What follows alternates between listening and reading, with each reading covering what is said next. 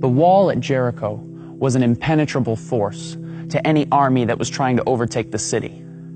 Before even dealing with the wall, the attacking troops would have to navigate their way across a 27-foot wide, 9-foot deep pit that lined the outer edges of the city. Then there was the wall itself, a 17-foot high, 5-foot thick, pure mass of solid stone.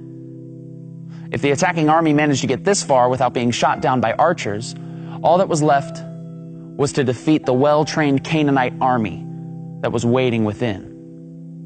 This was the reality for a young leader named Joshua and his ragtag Israelite army.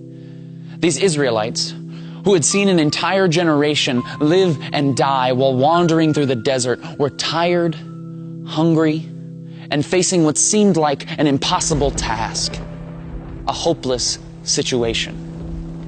Now, I haven't lived very long, but I've lived long enough to know this, that running into walls is a part of life. And the bigger the wall, the more hopeless the situation can seem.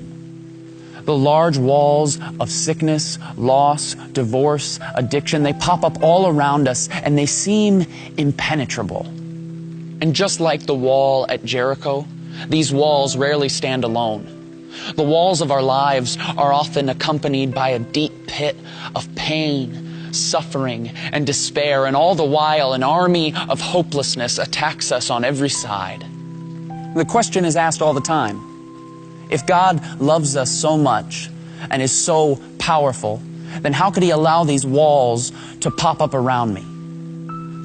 Now, I don't pretend to have the answer to any of those questions, nor do I pretend to understand just how deep or dark your suffering has been. I simply want to suggest that maybe God does His best work from seemingly hopeless situations. When I read the Bible, I read about people and characters, all who faced seemingly hopeless situations. In fact, I cannot find a single person who walked faithfully with God without first facing a hopeless situation. Adam and Eve ruined paradise by inviting sin and death into a perfect world. A hopeless case. Joseph was betrayed by his brothers for his pride and put in prison. A hopeless case. Moses was cornered on the banks of the Red Sea with the most powerful army in the world breathing down his neck. A hopeless case. Gideon was 300 against 300,000. David stood across the valley from a bloodthirsty giant. Esther was a woman trying to gain a word with a prideful king.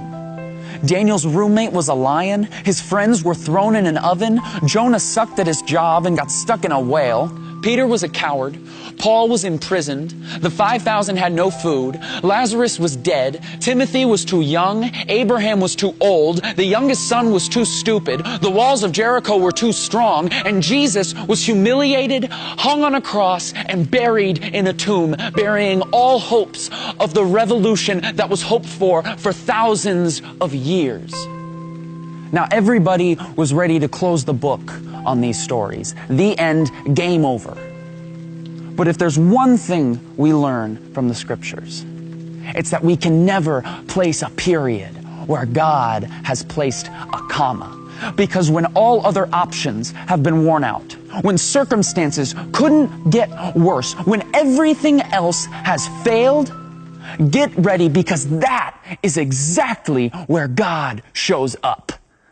Because Joseph became second in command.